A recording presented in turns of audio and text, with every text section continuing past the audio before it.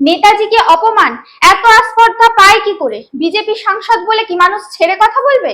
আজ 14ই আগস্ট, আর মাত্র কয়েক ঘন্টা পরেই 15ই আগস্টের সেই ঐতিহাসিক সকাল, যে দিনটি আমাদের কাগজে কলমে স্বাধীন করেছিল।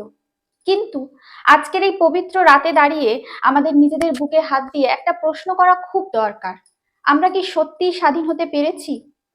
যে স্বাধীনতার বেদিতে লাখো মানুষের রক্ত মিশে আছে, সেই স্বাধীনতার সর্বশ্রেষ্ঠ মহানায়ক, আমাদের আবেগ, আমাদের গর্ব, নেতাজি সুভাষচন্দ্র বসু। আমরা তাকে কোনো কাগজের নোটে বা টাকার ফ্রেমে বন্দি করিনি। আমরা তাকে স্থান দিয়েছি প্রতিটি ভারতবাসীর স্পন্দনে, প্রতিটি বাঙালির হৃদয়ে। অথচ আজ অত্যন্ত দুর্ভাগ্যজনক এবং লজ্জাজনকভাবে তার নিজের জন্মভূমি এই বাংলায় রাজনৈতিক ক্ষমতার অহংকারে তাকে অবহেলিত হতে হচ্ছে। বিজেপি সাংসদ নরেন্দ্র রায়, যিনি অনন্ত মহারাজ নামে পরিচিত, তিনি একটি জনসভায় আমাদের নেতাজিকে নিয়ে যে অপমানজনক মন্তব্য করেছেন, তাকে ছোট করার যে ধৃষ্টতা দেখিয়েছেন, তা শুধু নেতাজির অপমান নয়, তা স্বাধীনতাকামী প্রতিটি মানুষের গালে একটা বিরাট চপেটাঘাত।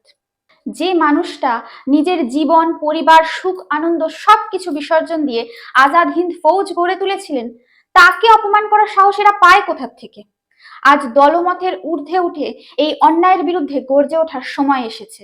আমাদের রাজ্যের মাননীয় মুখ্যমন্ত্রী শুভেন্দু অধিকারী মহাশয় যে এই ঘটনার তীব্র প্রতিবাদ জানিয়ে অনন্ত মহারাজের বঙ্গবিভূষণ সম্মান কেড়ে নেওয়ার দাবি তুলেছেন এবং তার বিরুদ্ধে কঠোর আইনি ব্যবস্থা নেওয়ার নির্দেশ দিয়েছেন, তা অত্যন্ত প্রশংসনীয়।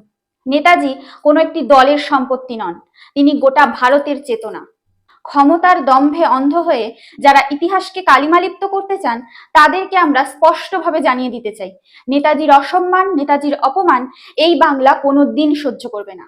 আসুন এই স্বাধীনতা দিবসে আমরা প্রতিজ্ঞা করি, শুধু ব্রিটিশদের হাত থেকে মুক্ত হওয়াই স্বাধীনতা নয়, কুৎসিত রাজনীতি, ইতিহাস বিকৃতি এবং মহাপুরুষদের অসম্মানের হাত থেকে এই দেশকে মুক্ত করাই হবে আমাদের আসল স্বাধীনতা।